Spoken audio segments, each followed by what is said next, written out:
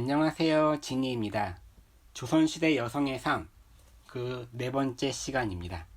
오늘은 결혼 제도에 대해서 이야기를 해보겠습니다.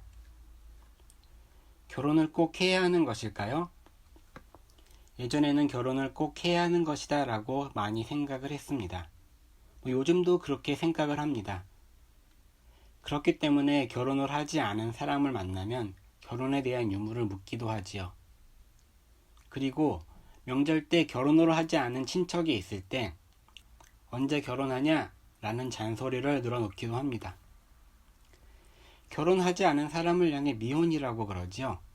하지만 요즘은 비혼이라는 말을 쓰기도 합니다. 미혼과 비혼, 이 두 단어에 어떤 차이가 있을까요? 똑같은 말 아니야?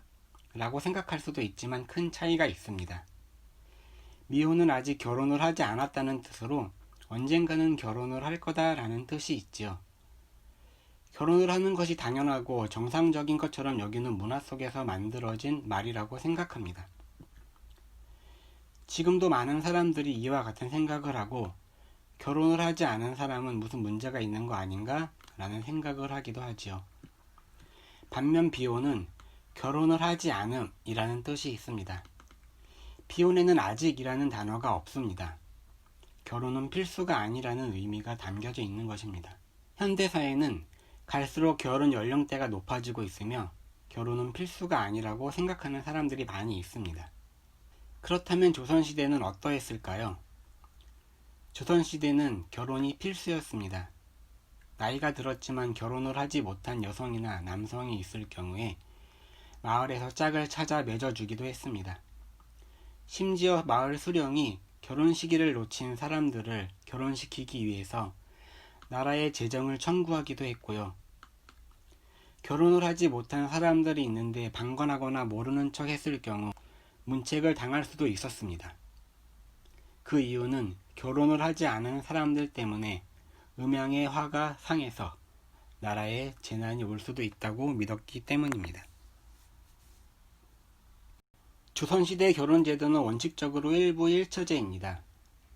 그러나 축첩제도가 있어서 남성들은 여러 명의 첩을 둘 수도 있었습니다. 실제적으로는 일부 다처제나 마찬가지였지요.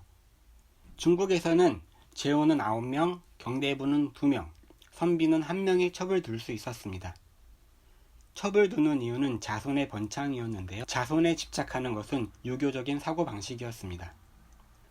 물론 조선보다 앞서 있었던 나라들도 첩이라는 제도가 있었습니다. 그렇지만 가문의 대를 잇는 것과는 거리가 멀었습니다. 고려시대 때 자식이 없어 양자를 두었음에도 성이 다른 자녀를 입양해 성을 고치지 않은 그런 사람들도 있었다는 거죠. 축첩 제도가 있어서 여러 명의 첩을 둘 수 있었지만 장자 계승을 위해서 반드시 처와 첩을 구분해야 했습니다. 첩은 절대로 처가 될 수 없었습니다.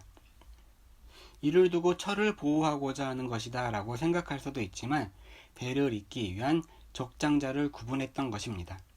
즉 남자 가문의 대를 잇기 위해 처와 첩을 구분할 필요가 있었던 것입니다.